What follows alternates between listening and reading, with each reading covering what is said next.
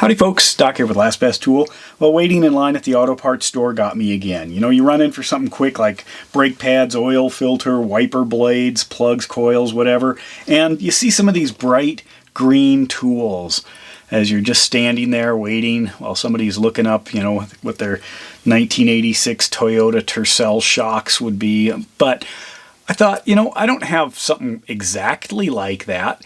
So I ended up getting a couple of OEM tools.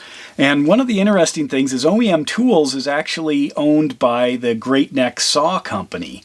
It owns a handful of things. And I kid you not, the Great Neck Saw Company was started in 1919 by a guy named Samuel, and you can look it up, Jacoff.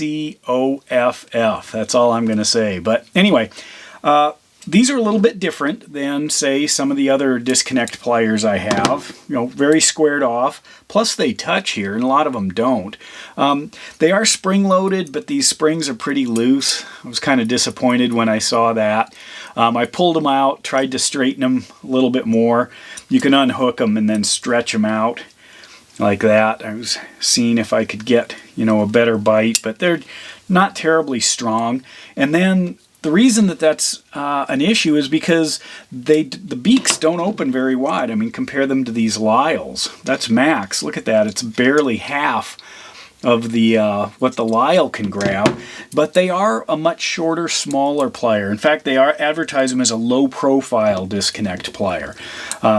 And if I stretch them out fully, you know, hit the end, the stop there, I can get them over this, but just barely.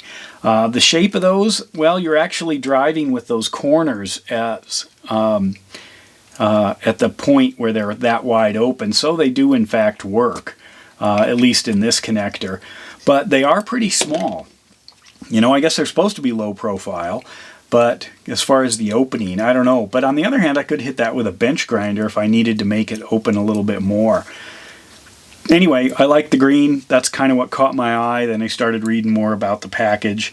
And it's designed for any 2-tab connector, so I thought I'd give it a shot. They weren't cheap. They're like 26 bucks, which is quite a lot. But on the other hand, you know, if they were Snap-on, they'd be a lot more expensive. The other thing I picked up was this. You can see the OEM tools. I should tell you here, this is the OEM 25247 low profile disconnect plier. This here is the fastener removal tool. That's what they call it. Obviously, it's a trim tool, very similar to the Snap-ons. In fact, it looks like it's this profile right here of the Snap-on, which is actually one of the more useful ones, the little narrow one, and it's the one that I got for this long green one that's peered several times, as you can see here. And then kind of compare the two ends. Very similar. One of the things that's different, though, is this rubber ball. And apparently you've got to put that on before you put the handle on, because I don't know how you get it on if you broke it. And what they say is that the rubberized kind of ball there is for leverage. And I tried it a few times. I think that it needs to be down here. And really what these things need is some kind of a, you know, I was thinking if you got really creative, you know, with the shape, so you could literally grab something. I was playing, this is actually for a different video that I'm working on nail pulling, but something that allows you to get way down inside something without having to have, you know, a foot of extra real estate out there to try to do it. Like if I'm changing my Subaru headlights and I have to, of course, pull out that big plastic cover in the wheel well, there's not a lot of room to move. I mean, you hit the edge pretty quick.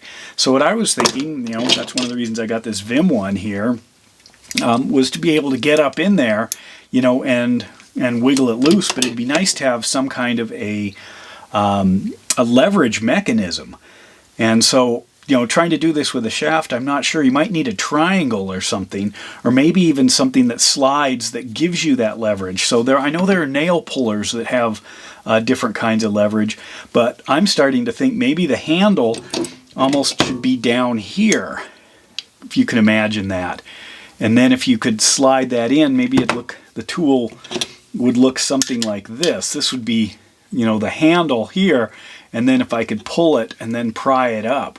I don't know. So I thought, well, maybe I'd play around with it, and if not, I might start bending this handle. This was only 15 bucks. That's way less. It's about a half to a third of what the snap-ons cost. But there are lots of other options, and I had a Pittsburgh that was even cheaper, but I broke it. Harbor Freight, of course, replaced it, but I don't know. Anyway, I did like the handle. I like the green. It is a big handle. Some people complain the snap-on handles are too big on these things and get in the way. But honestly, it got me thinking, and that's kind of the whole point of what I do with a lot of tools is if I took this out and bent it, I need to look at more nail puller stuff, but if I could somehow get that handle below so I could slide it in and pry it, I've got to play around with that idea. Or if you've seen one like that, because these need a ton of space. Same thing if you're, like working in between studs or wall joists and you're trying to pull nails and you can't. So you need some specialized hammer thing that, or nail puller that allows you to squeeze inside a smaller area. In case you're wondering, no, they did not spend the extra, $40 to carve that out, I guess. $35. Anyway, so standing in line at the auto parts store once again got me. If you've had some adventures at the auto parts store where you just had to have something as you're sitting there standing, waiting, and something catches your eye. I mean, I think that's what these bright colors are all about too, but also it just got me thinking, maybe I'll play around with this, maybe I'll put this in a vise and bend it around and see how I might do that. I don't know. Might build some prototypes out of some malleable material and then go out and see if they work. Or if there's some better design out there, let me know, put a link, or actually better yet, just tell me and I can find the link and connect it up with everybody. But this it's great for some things, but it's really limited for others. Anyway, let me know your thoughts as usual, and with that, Doc out.